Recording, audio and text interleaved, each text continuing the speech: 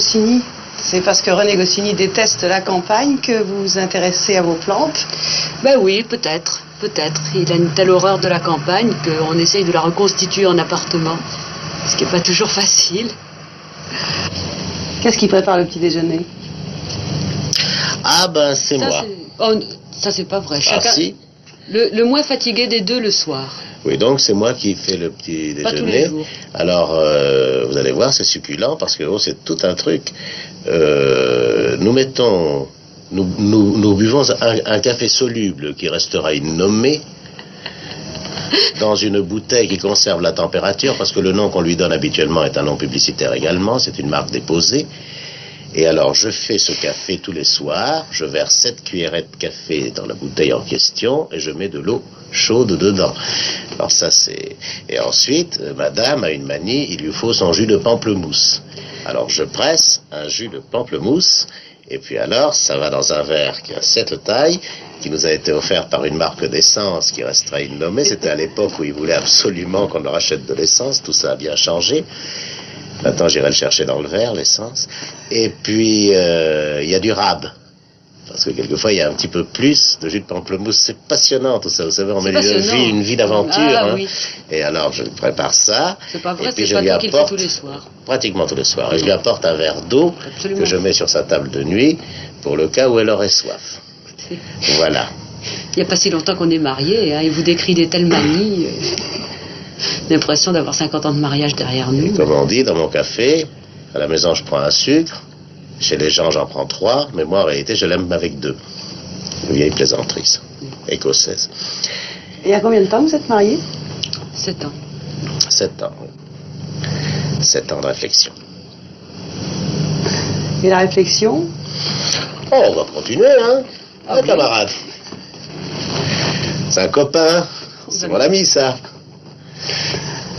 Sympathique. Mais je crois que vous avez une petite fille. J'ai une petite fille, oui. J'ai une petite fille qui s'appelle Anne, qui est la chose la plus mignonne que l'on puisse imaginer. Et qui a quel âge? Elle a 6 ans. Et elle lit Astérix? Non, elle s'intéresse beaucoup à la concurrence. Elle est très amateur de Babar, elle est très amateur de Walt Disney, elle est très amateur de tout un tas de choses, et si ça continue, je vais finir par être agacé. Parce qu'il paraît que je suis susceptible et ça commence à bien faire. Mais vous ne voulez pas qu'on la voie? Non. Non, parce que, voyez-vous, il faut dire les choses telles qu'elles sont. Elle n'a rien fait pour justifier qu'on la voie. Moi, j'ai dû me battre assez longtemps pour pouvoir passer devant une caméra. Enfin, la vedette, c'est moi dans cette famille. Alors, si tout le monde s'y met et tout le monde commence à tirer la couverture, ça va devenir très déplaisant. Si elle veut passer devant une caméra, elle n'a qu'à travailler, elle n'a qu'à le prouver. Elle n'a rien fait, elle n'a aucun droit. C'est moi. C'est moi dans la famille. Pas elle, cette mioche. Non, en réalité, je ne veux pas qu'elle passe devant les caméras, je ne veux pas qu'on la photographie, parce que c'est une petite fille tout à fait normale, et je veux qu'elle ait une enfance tout à fait normale, et que on ne la prenne pas pour une petite vedette, parce que son papa a fait Astérix et d'autres choses qui sont destinées au public. Je ne veux pas qu'elle non plus imagine certaines choses. Vous savez, c'est un problème que tous les gens, disons, qui s'adressent au public ont avec leurs enfants. Je crois que un enfant est une chose fragile, délicate, et qu'il ne faut pas jouer avec ça, il ne faut pas s'en servir, parce qu'après, l'enfant a beaucoup de mal à comprendre ce qui lui arrive. Et quand il travaille, est-ce qu'il s'enferme? Non, pas du tout. Il faut pas qu'on aille, faut pas le gêner, il faut pas l'embêter. Mon général, il laisse sa porte ouverte. On entend sa machine à écrire, alors de temps en temps il sort de son bureau, il tourne dans l'appartement, il arrive dans la pièce où je suis en me disant je vais me tuer. Ah bon, alors j'ai l'habitude, je dis ah bon tu vas tuer, très bien, oui j'ai plus d'idées, je trouverai plus jamais d'idées. Alors bon, au début j'étais un peu étonné, je me dis ça y est, il a une dépression nerveuse. Quand il m'avait dit 5 fois dans l'heure qu'il allait se tuer, j'y croyais pas tellement, mais je me disais que il allait avoir des problèmes psychologiques. Et puis maintenant j'ai une telle habitude que s'il cherche des idées qu'il m'a pas dit au bout de 2 ou 3 heures qu'il allait se tuer, je pense que c'est inquiétant. Et quand vous créez les Goscinny, oui, quand vous avez une idée, comment ça se passe? Cette idée, elle vient comment? Ça se passe dans le plus grand calme. Je suis toujours souriant, calme, paisible. Jamais un mot plus haut que l'autre. Jamais le moindre désespoir.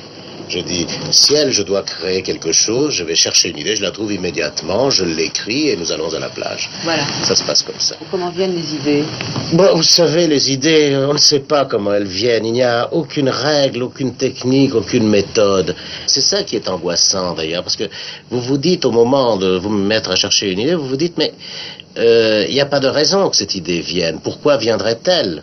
Il n'y a aucun mécanisme, on ne met pas quelque chose en marche. Et jusqu'à présent, ça vient, jusqu'à présent, c'est venu. Pendant que je vous parle, je me demande si ça va continuer à venir. C'est ça l'angoisse. Ça va venir, hein? Mais oui. Non, je me tue. Mais oui.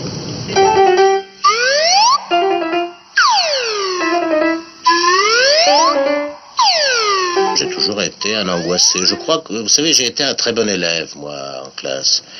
Contrairement aux biographies habituelles des rigolos, j'ai été un très très bon élève. Et je crois que je l'ai été en grande partie par l'angoisse.